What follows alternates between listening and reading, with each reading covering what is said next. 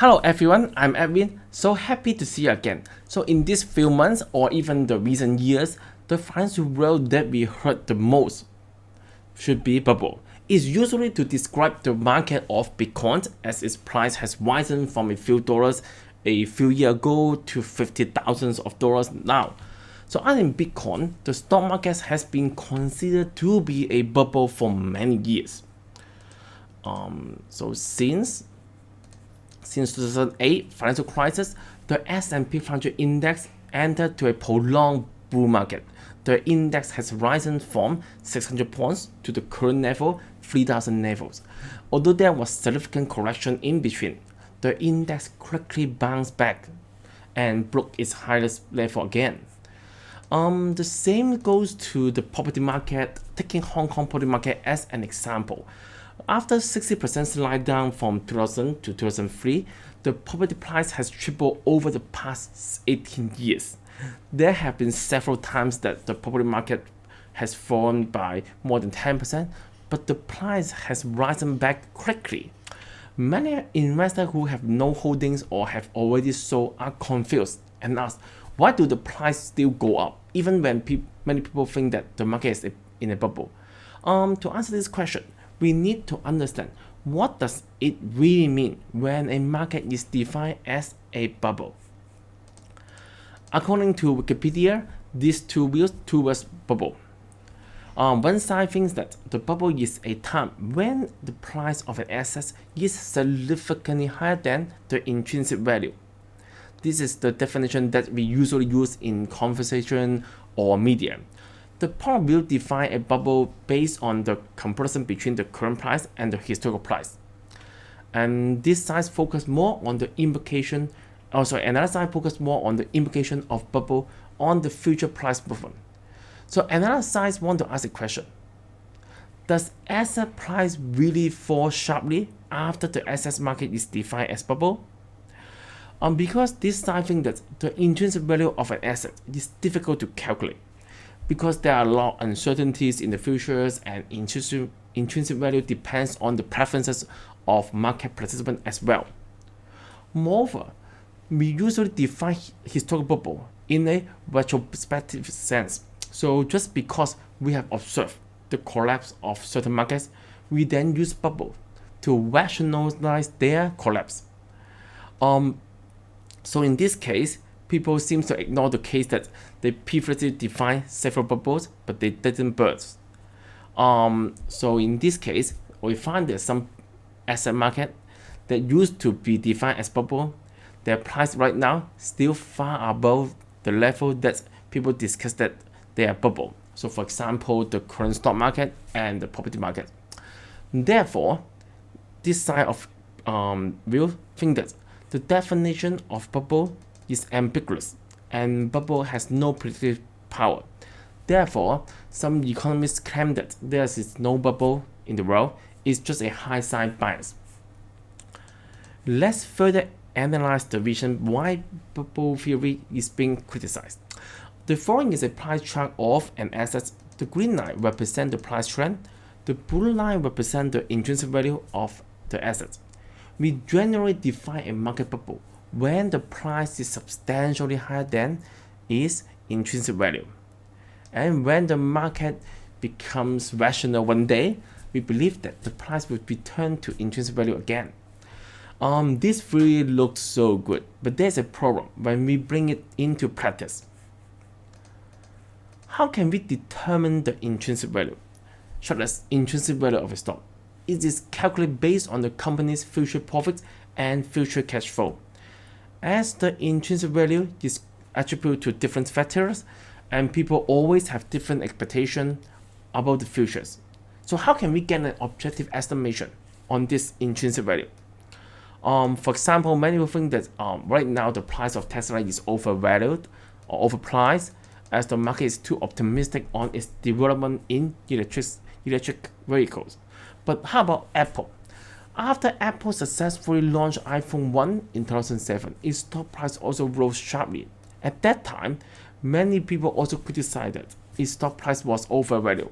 But then Apple's profitability has continued to rise sharply in the next 13 years. Now the stock price has risen by more than 15 times from the price at that time. So how can we say that investors at that time who bought apples were too optimistic?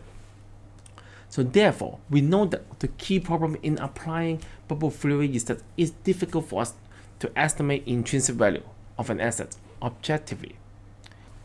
In the property market, some people think that the rental yield can be used as an indicator to determine the time of trading property. And is it really useful for real estate investment? For example, in 1998, the Hong Kong property market was so high and the rental yield dropped to 4%. So after that, the property prices have been fallen by 60%. So people may think that the rental yield of lower than 4% is a benchmark to indicate that the property market is too high. Then when the rental yield dropped again to 4% in 2015, and value investor may believe that it was a good time for them to sell his property. Is it that smart? We can see that the property market continues to rise for another 20 to 30%, and the rental yield has dropped to lower than 3%. In the stock market, many people use PE ratio to measure whether the stock market is in a bubble. So can price earning ratio be used as a trading indicator to increase our return on investment? The historical average PE ratio is 20 times. If an investor uses PE ratio of 20 times to trade, we can actually see that his overall performance in the past 30 years is not as good as just buy and hold. So if PE ratio is used as a benchmark, investor will sell his position after the stock market rebounds a little bit in last May. Therefore, he cannot benefit from another 50% return afterwards. So what we learn here is that even though PE ratio or rental yield can help us to put out those market in bubble, but both indicators do not help us to improve our return on investment. If we follow the indicator strictly, it could even be harmful to our wealth. Then you may want to ask why it would like that. The following figures may provide another explanation to you. So the main reason is that the intrinsic value for many assets is actually increasing over time, so as the stock market and the property markets. So let's assume that there's a guy can correctly estimate the intrinsic value. Then when he finds that there is a bubble in the market, whether the price is much higher in intrinsic value, of course, he will decide to sell his property, then save his money to wait for the price crash, and then buy the property back again. But the key problem with bubble theory is that no one knows how long the market bubble can last. As shown in the figure below, although the price finally returned to its intrinsic value, but it has already been taken a long time. The intrinsic value at that time is already much higher than the value when he sold his property at the beginning. So finally, his purchase cost in the end is much higher than his selling revenue at the beginning. For non-professional investors, it's not ideal to believe in yourself too much on estimating intrinsic value and finding a bubble market. Let's say at the beginning, an investor holds both stocks for company A and B. They are all priced at their intrinsic value at the beginning. But then when company A increase for reason unknown and company B falls for reason unknown, the investor may think that the price of company A is too high and there's a bubble, so he will sell stock A and buy more stock B. However, price fluctuation apart from driven by randomness can also be driven by trading from smart investor. They may have private information about the future's value changes, so they're more likely to buy A and sell B. Therefore, when favorable information released in the futures, it will cause the stock A to rise further, and when unfavorable information about company B released in the future, it will cause stock B price to fall again. But the idea of buying low and selling high makes individual investor to trade against those smart investors. So the stock that individual investors sold rise, while the stock bought dropped. At the end, the return of active trading is even worse than doing nothing. And in fact, some studies have found that stock that's sold by individual investors are more likely to rise, while the stock bought are more likely to fall on average. This paper is very interesting. I would love to discuss it further in the futures.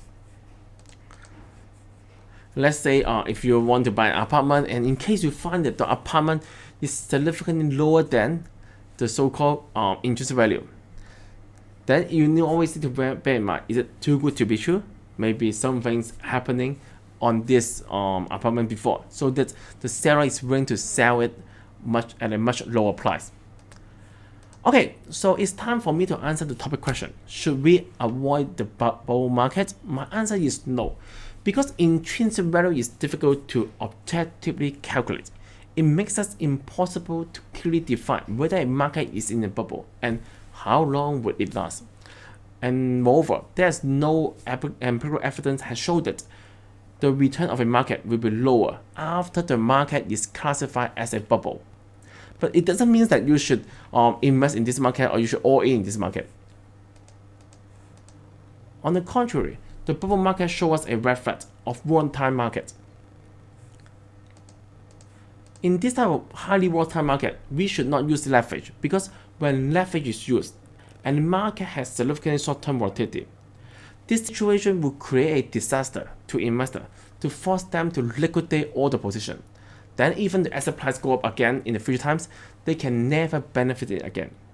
Other than that, we should reduce the risk exposure from a single company or from a single industry through diversification. As we discussed in the previous video, an index fund could do a pretty good job. Of course, if investors still think that stock market is too volatile, they can consider to add other assets into their portfolio, like property, gold, bonds, or even Bitcoin, to diversify away their risk from stock market. But what we should know is that in the era of inflation and rising asset price, taking risk to hold a diversified portfolio is much wiser than holding cash, just because someone told you that the market is in bubble. Okay, thanks for watching, and I hope that I can bring you a new perspective to think about the concept of bubble. I'm Evan. I'm looking forward to see you again next time. Bye.